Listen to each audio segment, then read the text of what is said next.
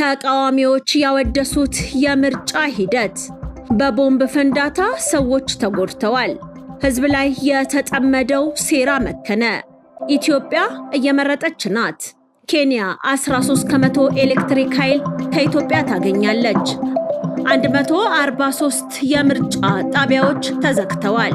ሰላምና ጤና ለእናንተ ይሁን። የተወደዳችሁና የተከበራችሁ የሀቅና ሳቅ ሚዲያ አድማጮቻችንና ተመልካቾቻችን የዕለቱን ወሳኝ መረጃ ይዘንላችሁ ቀርበናል። የሀገር ውስጥና የውጭ መረጃዎችን አጠናቅረን ወደ እናንተ የምናደርስ ይሆናል። እነሆ በመንግስት 30% ድርሻ በሚገነባው ፕሮጀክታችን ላይ በአንድ ዓመት ልናስረክቦት በመርካቶ ተክለ ሃይማኖት ላይ ዘመናዊ የንግድ ማዕከል ይዘንሎት መጥተናል። በአራቱም አቅጣጫ የተሟላ እይታ ባለው የንግድ ማዕከላችን ላይ ከ660 ሺህ ብር ቅድመ ክፍያ ጀምሮ ወይም ደግሞ ከ2.2 ሚሊዮን ብር ሙሉ ክፍያ ጀምሮ እየሸጥን እንገኛለን። ምን ይሄ ብቻ! የንግድ ሱቃችን በኔት ኤሪያ ብቻ ያለምንም ተጨማሪ ክፍያ በ11 ካሬ፣ በ16 ካሬ፣ 22 ካሬ እንዲሁም 32 ካሬ አማራጮች እየሸጥን እንገኛለን። በቂ የፓርኪንግ አገልግሎት፣ የሰውና የዕቃ ሊፍት፣ 24 ሰዓት የተሟላ የጥበቃ አገልግሎት፣ ይህ ሁሉ በመርካቶ ተክለ ሃይማኖት ከተጨማሪ 20% ልዩ ቅናሽ ጋር ከታች ባለው በድርጅቱ ስልክ ቀድመው በመደወል ካሉን ውስን ሱቆች የድርሻውን ይውሰዱ። ሜሪት ፕሮፐርቲስ። በሰባተኛው ጠቅላላ ምርጫ ከፍተኛ የመንግስት የሥራ ኃላፊዎች ድምጻቸውን ሲሰጡ ውለዋል። በኢትዮጵያ እየተካሄደ በሚገኘው ሰባተኛው ጠቅላላ ምርጫ ጠቅላይ ሚኒስትር ዶክተር አብይ አህመድን ጨምሮ የፌዴራልና የክልል ከፍተኛ የሥራ ኃላፊዎች በተለያዩ የምርጫ ጣቢያዎች በመገኘት ድምጻቸውን ሰጥተዋል። ጠቅላይ ሚኒስትር ዶክተር አብይ አህመድ በትውልድ ቀያቸው በበሻሻ በመገኘት ድምጻቸውን የሰጡ ሲሆን የፌዴራልና የክልል ከፍተኛ መሪዎችም በተለያዩ የሀገሪቱ አካባቢዎች ድምጻቸውን ሰጥተዋል። በአዲስ አበባ የምክር ቤት አባላትና የከተማዋ መሪዎች ድምጽን ሰጥተዋል። የአዲስ አበባ ከንቲባ አዳነች አቤቤ በልደታ ክፍለ ከተማ ወረዳ 8 በሚገኘው ጃከማ ኬሎ ምርጫ ጣቢያ በመገኘት ድምጻቸውን አኑረዋል። የውጭ ጉዳይ ሚኒስትር ጌዲዮን ጢሞቴዎስ ደግሞ በተመሳሳይ በምርጫ ጣቢያ ተገኝተው ድምጽን ሰጥተዋል። በአማራ ክልል ምክትል ጠቅላይ ሚኒስትር ተመስገን ጥሩነህና የአማራ ክልል ርዕሰ መስተዳደር አረጋ ከበደ በባህር ዳር ከተማ በመገኘት ተመሳሳዩን አድርገዋል። የህዝብ ተወካዮች ምክር ቤት አፈ ጉባኤ ታገሰ ጫፎ እና የደቡብ ኢትዮጵያ ክልል ርዕሰ መስተዳደር ጥላውን ከበደ በአርባ ምንጭ ከተማ ድምጻቸውን ሰጥተዋል። የደቡብ ምዕራብ ኢትዮጵያ ህዝቦች ክልል ርዕሰ መስተዳደር ነጋሽ ዋጌሾ እንዲሁ ድምጻቸውን አኑረዋል። የብልጽግና ፓርቲ ምክትል ፕሬዝዳንት አደም ፋራ በሶማሌ ክልል ሻንሌ ወረዳ፣ የቤኒሻንጉል ጉሙዝ ርዕሰ መስተዳደር አሻድሌ ሐሰን ደግሞ በቡልድግሉ ወረዳ ቡልድግሉ ከተማ ተገኝተው ድምጻቸውን ሰጥተዋል። የአፍሪካ ህብረት የምርጫ ታዛቢዎች ቡድን በአዲስ አበባ የተለያዩ የምርጫ ጣቢያዎች እየተዘዋወሩ የምርጫውን ሂደት በቅርበት በመታዘብ ላይ ይገኛሉ። ታዛቢ ልዑኩን የሚመራው የቀድሞ የኬንያ ፕሬዝዳንት ኡሁሩ ኬንያታ በኢትዮጵያ እየተካሄደ ያለውን ሰባተኛውን ጠቅላላ ምርጫ በሰላማዊ ሁኔታ መጀመሩን ገልጸዋል። ኡሁሩ ኬንያታ በመራጮች ማዕከላት የተከታተሉትን ሁኔታ ሲያብራሩ የድምጽ አሰጣጡ ሂደት በስነ ስርዓት እየተካሄደ መሆኑን ጠቁመዋል። ቀኑን ሙሉ በተመሳሳይ መንፈስ እንዲቀጥልም ጠይቀዋል። አያይዘውም በአንዳንድ የአፍሪካ ሀገራት የምርጫ ሂደቶች ላይ ፈተናዎች እንዳሉ ቢታወቅም ከእያንዳንዱ ምርጫ በኋላ የተሻለ ዲሞክራሲያዊ ባህል ለመገንባት እድል እንዳለም አብራርተዋል። ኢትዮጵያ የዚች ታላቅ አህጉር ዋና ከተማ ናት ያሉት ኡሁሩ ኬንያታ በዚች ሀገር የሚገኝ ስኬት በመላው አፍሪካ ውስጥ ይንጸባረቃል ያሉት መሪው ለአጠቃላይ የኢትዮጵያ ሕዝብ መልካም ምኞታቸውን በመግለጽ ሂደቱ በስነ ስርዓትና በሰላም እንደሚጠናቀቅ ያላቸውን ሙሉ እምነትም አረጋግጠዋል።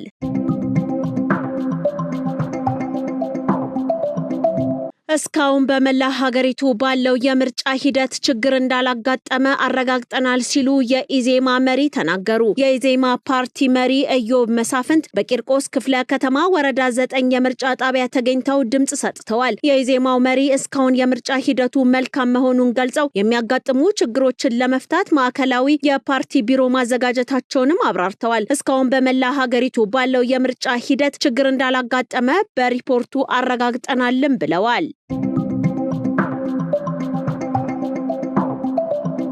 በቦምብ ጥቃት 2 ሰዎች ተጎዱ። በትናንትናው ዕለት ግንቦት 23 ቀን 2018 ዓ.ም በአማራ ክልል ሰሜን ወሎ ዞን ወልዲያ ከተማ ራስ አሊ ክፍለ ከተማ ቀበሌ 06 ጎንደር በር ኖክ ማዲያ ፊት ለፊት ከቀኑ 6 ሰዓት አካባቢ በአንድ ባጃጅ ላይ የተጠመደ ቦምብ ፈንድቶ 2 ሰዎች ላይ ከባድ ጉዳት አድርሷል። የአዲስ አበባ ነዋሪ በሁሉም የምርጫ ጣቢያዎች በነቂስ በመውጣት የምርጫ ጣቢያ ሳይከፈት ቀድሞ ለመምረጥ ተሰልፎ ቆይቶ አሁን መምረጥን ጀምሯል። ህዝቡ ገብቶታል። ከሀገር ውስጥ እስከ ውጪ የተቀናጀ የሚዲያ ዘመቻ የማይበግረው ጽኑ ህዝብ መሆኑም ታውቋል። አዎ ህዝቡ ዲሞክራሲያዊ መብቱን በመጠቀም የከተማውንም ሆነ የሀገሪቱን ቀጣይ ፖለቲካዊ፣ ኢኮኖሚያዊና ማህበራዊ እድገትን ለመወሰን የሚያስችለውን የምርጫ ተግባር ላይ ማልዶ በነቂስ ወጥቶ ለመምረጥ ተሳልፎ ድምጹን አሁን እየሰጠ ይገኛል። የዚህ የዲሞክራሲ ልምምድ ማደግ ሀገርን ከማጽናት ባለፈ ለሌሎች ሀገሮችም ተመክሮ እንደሚሆን ይጠበቃል።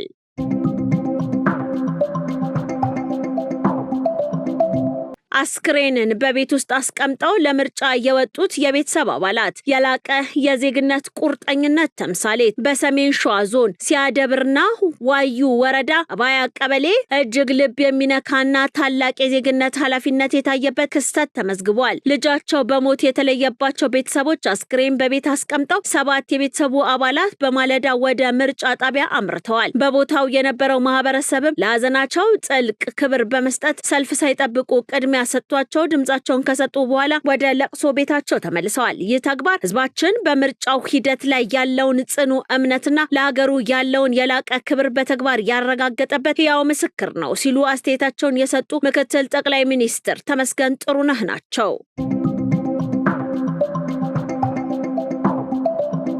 ድምጼ ለሀገሬ የወደፊት እጣችን በነጻነት ምርጫችን። ዛሬ ግንቦት 24 ቀን 2018 ዓ.ም በመላው ኢትዮጵያ ልዩ የታሪክ ምዕራፍ እየተጻፈ ይገኛል። ሚሊዮኖች በነጻነትና በሰላማዊ መንገድ ወደ ምርጫ ጣቢያዎች በመውጣት ለሀገራቸው ያላቸውን ተስፋ፣ ፍቅርና ባለቤትነት በድምጻቸው እየገለጹ። ይህ ታላቅ ህዝባዊ ንቅናቄ ዜጎች ለሀገራዊ አንድነት፣ ለዲሞክራሲያዊ ስርዓት ግንባታና ለነገዋ የበለጸገች ኢትዮጵያ የገቡትን ቃል ኪዳን ዳግም ያደሱበት ዕለት ተደርጎም ተመዝግቧል።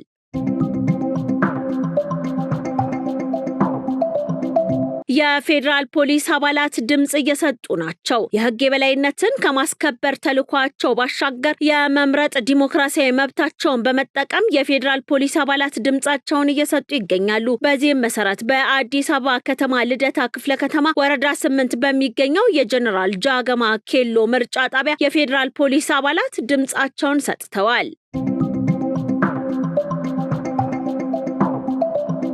የአፍሪካ ህብረት የምርጫ ታዛቢዎች ቡድን መሪ የሆኑት የቀድሞ የኬንያው ፕሬዝዳንት ኡሁሩ ኬንያታ በአዲስ አበባ ከተማ ቂርቆስ ክፍለ ከተማ በምርጫ ክልል 18 በፒተር ፓን ቅድመ አንደኛ ደረጃ ትምህርት ቤት ከጧቱ 12 ሰዓት በፊት ተገኝተው የምርጫውን ሂደት ታዝበዋል። ኡሁሩ ሂደቱን ከተከታተሉ በኋላ ለጋዜጠኞች በሰጡት አስተያየት ምርጫው በሰዓቱ መጀመሩንና በምርጫ ጣቢያ የተደረገው ዝግጅት ጥሩ መሆኑን አረጋግጠዋል። የቀድሞ የኬንያ ፕሬዝዳንት በቂርቆስ ክፍለ ከተማ ፒኮ መናፈሻ ወደሚገኘው የምርጫ ጣቢያ ከጧቱ 12 ሰዓት ከ20 ገደማ ተገኝቷል። በዚያው ያለውን ሂደትም ተመልክተዋል። ኡሁሩ በዚህኛው የምርጫ ጣቢያ የተወሰነ መዘግየት እንዳለ ገልጸው ሂደቱ ግን ጥሩ እንደሆነም አረጋግጠዋል። በኢትዮጵያ የመንግስት ታሪክ ውስጥ የመንግስትን ስልጣን ለመያዝ በአብዛኛው ከጦር መሳሪያና በጉልበት የሚመጣ ነው ሲሉ የአማራ ክልል ፕሬዝዳንት በባህር ዳር ከተማ በህዳሴ ምርጫ ጣቢያ ተገኝተው ተናግረዋል። ሀገሪቱን ዲሞክራሲ ጀማሪ ብለው የጠሯት ፕሬዝዳንቱ በእኛ ሀገር ዲሞክራሲ አለመዳበሩ ብቻ ሳይሆን የመንግስት ስልጣን የሚያዝበት መንገድ ሁላችሁም እንደምታውቁት በታሪካችንም እንደምናውቀው በአብዛኛው በብረት ነው የሚመነጨው፣ ከጦር መሳሪያ ነው የሚመነጨው፣ ከኃይል የሚመነጭ እንጂ ከህዝብ ድምጽ አይመነጭም በማለት ይህንን የሚያስቀር መንግስታት በህዝብ ድምጽ ብቻ እንዲወጡ የሚያደርግ ነው ሲሉ የምርጫውን አስፈላጊነት አንስተዋል። በህዝብና በዲሞክራሲ የተመረጠ መንግስት መመስረት መልመድ አለብን ሲሉ አክለዋል። ፕሬዝዳንቱ ይህ በዲሞክራሲያዊ መንገድ የሚደረግ ምርጫ 2 ነገሮችን ያሳካልም ነው ያሉት። አንዱ መንግስትነት በምርጫ እንጂ በጦርነትና በአፈሙዝ እንደማይገኝ ሲሆን፣ ሌላው ደግሞ በአገር ውስጥም ሆነ በውጪ አሁን ላይ በኢትዮጵያ የሽግግር መንግስት እንዲመሰረት የሚፈልጉ አካላት አሉ በማለት በዚህ ሂደት ውስጥ የምታልፉ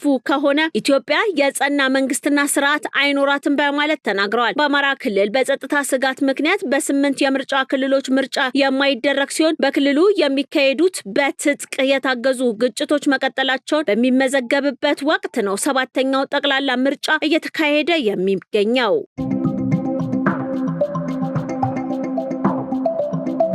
በመቶዎች የሚቆጠሩ ቦምቦችን ስንለቅም ቆይተናል ሲሉ ጠቅላይ ሚኒስትር ዶክተር አብይ አህመድ ተናገሩ። ለ7ኛው ጠቅላላ ምርጫ በበሻሻ ድምጻቸውን የሰጡት ጠቅላይ ሚኒስትር ዶክተር አብይ አህመድ ይህ ምርጫ እንዲደናቀፍ በመቶዎች የሚቆጠሩ ቦምቦች በየከተማው ሊረጩ አቅደው ነበርም ብለዋል። ሰው የራሱን ወገን የራሱን ወንድም ላይ እንደሚያርፍ ሳያውቅ እንደው ረብሻ ለመፍጠር ማለት ብቻ ከሆነ ሀገር የተላከላትን ቦምብ ይዛ በየከተማው መሄድ ይህ ጤነኝነት የትግል ስልት አይደለም ብለዋል። ያ ቦምብ ልጅህን፣ እናትህን፣ ወንድምህን፣ እህትህን ሊገድል ይችላል። ጠላት ላይ የሚያርፍ አይደለም። ቦምብ ሁለት ጠላትና ወዳጅ ተብለው በተለያዩ ኃይሎች ድንበር ተለይቶ የምትወራወረው ጉዳይ እንጂ ማህበረሰብ ውስጥ ኳስ በሚጫወት ሰው ውስጥ ምርጫ በሚያደርግ ሰው ውስጥ ይዘህ የምትገባው ጉዳይ አይደለም በማለት ጠቅላይ ሚኒስትሩ ከበሻሻ ሐሳባቸውን አጋርተዋል።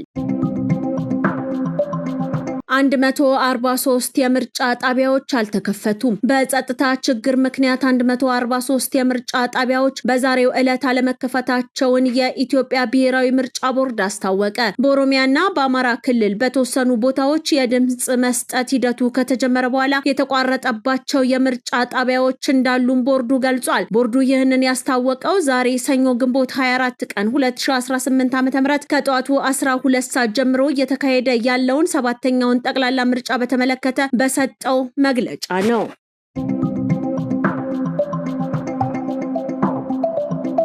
ኬንያ ከምትጠቀመው የኤሌክትሪክ ኃይል ከ13 በመቶ በላይ የሚሆነውን የምታገኘው ከኢትዮጵያ መሆኑ ተገለጸ። በአፍሪካ 565 ሚሊዮን ሰዎች የኤሌክትሪክ ኃይል አገልግሎት ተጠቃሚ አይደሉም ተብሏል። ኬንያ ከምትጠቀመው አጠቃላይ የኤሌክትሪክ ኃይል ውስጥ 13.4 በመቶ የሚሆነውን ያገኘችው ከኢትዮጵያ መሆኑን በሪፖርቱ ተመላክቷል።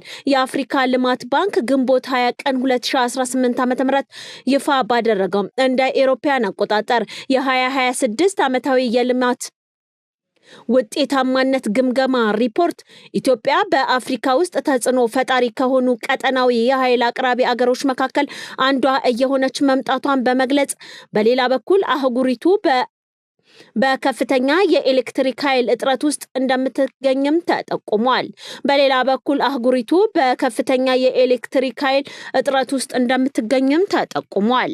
የተከበራችሁና የተወደዳችሁ የሀቅና ሳቅ ሚዲያ አድማጮችና ተመልካቾቻችን የዕለቱ ወሳኝ መረጃ የተከታተላችሁትን ይመስል ነበረ። የሀቅና ሳቅ ፕሮግራሞች አሁንም እንደቀጠሉ ናቸው። ጥሩ ጊዜ ይሁንላችሁ።